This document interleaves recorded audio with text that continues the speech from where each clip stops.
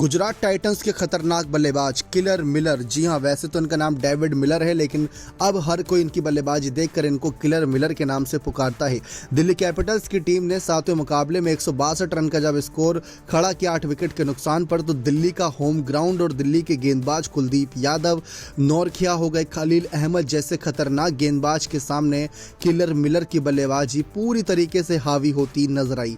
Delhi Capitals ने पहले बल्लेबाजी करके 162 बनाए, जिसमें सरफराज ने 30 रन बनाए थे, वार्नर ने 32 गेंद में 37 बनाए थे, अभिषेक पोरल ने 11 गेंद में 20, तो अक्षर पटेल ने 22 गेंद में 36 रन बनाए थे।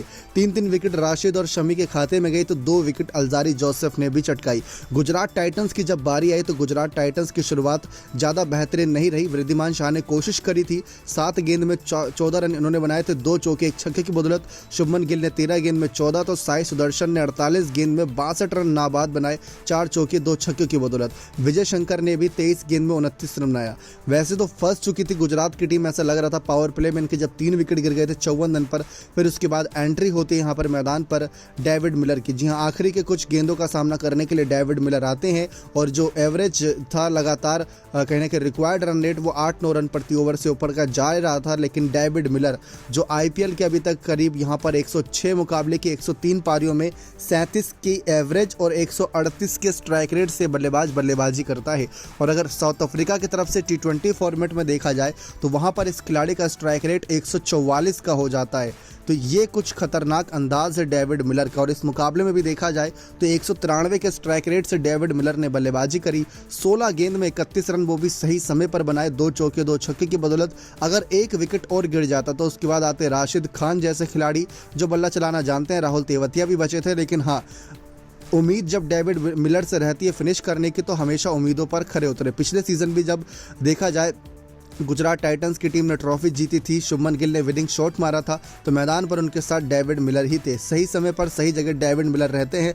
पहला मुकाबला मिस करा था साउथ अफ्रीका नीदरलैंड की सीरीज की वजह से, लेकिन इस मुकाबले में वापसी करते हुए डेविड मिलर ने बताया कि क्यों उन्हें किलर मिलर कहा जाता है। विस्फोटक पारी खेली डेविड मिलर ने, लेकिन यहाँ पर जो प्लेयर ऑफ द मैच का अवार्ड था वो मिला साई सुदर्शन को, उनकी बेहतरीन बल्लेबाजी के दम पर।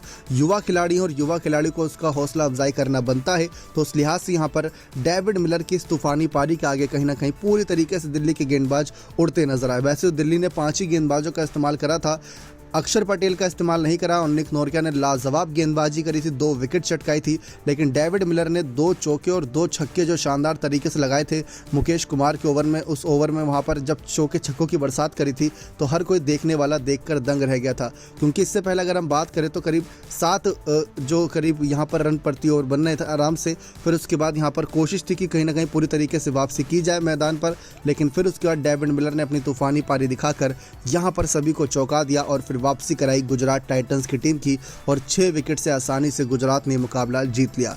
क्या आपको लगता है कि डेविड मिलर की बराबरी का कोई और खिलाड़ी आईपीएल में है जो ऐसे फिनिश कर सके? तो अपनी राय कमेंट सेक्शन में जरूर दीजिएगा। बहुत बहुत धन्यवाद।